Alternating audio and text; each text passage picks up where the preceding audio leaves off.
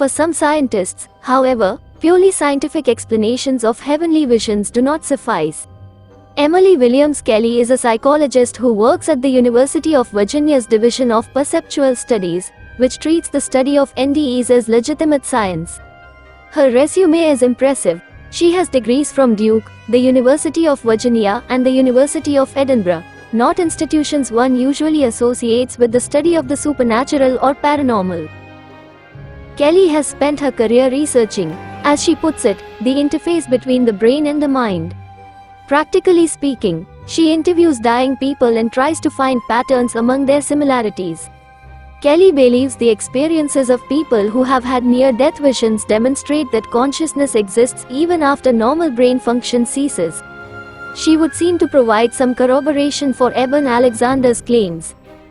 This theory, she argues, could suggest explanations for the afterlife. If our conscious experience totally depends on the brain, then there can't be an afterlife. When the brain is gone, the mind is gone. But it's not that simple. Even when the brain seems to be virtually disabled, people are still having these experiences. What is she saying? That upon death, people really go to another realm? And that science can prove it? Kelly shrugs. NDEs tell us to open our minds and think there may be a great deal more to mind and consciousness. That's as far as I'm willing to go. When Alexander published his book in 2012, drawing on the work of Kelly and her husband, Edward, he drew derision, as he knew he would, from broad segments of the rationalist and scientific communities. Having fallen into a coma after contracting bacterial meningitis, he saw incredible things. "I was a speck on a beautiful butterfly wing," he said in an interview, "millions of other butterflies around us.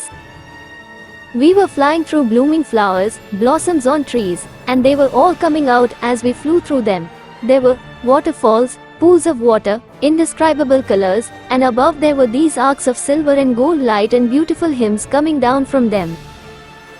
Indescribably gorgeous hymns.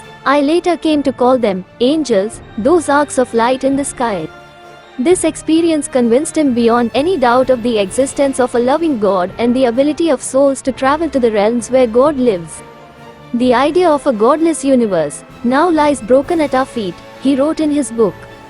"What happened to me destroyed it, and I intend to spend the rest of my life investigating the true nature of consciousness and making the fact that we are more, much more than our physical brains as clear as I can." Further, all the emphasis on Alexander's scientific credentials that accompanied the marketing of his book is disingenuous and entirely beside the point. The veracity of a vision of heaven would have nothing to do with where one went to medical school.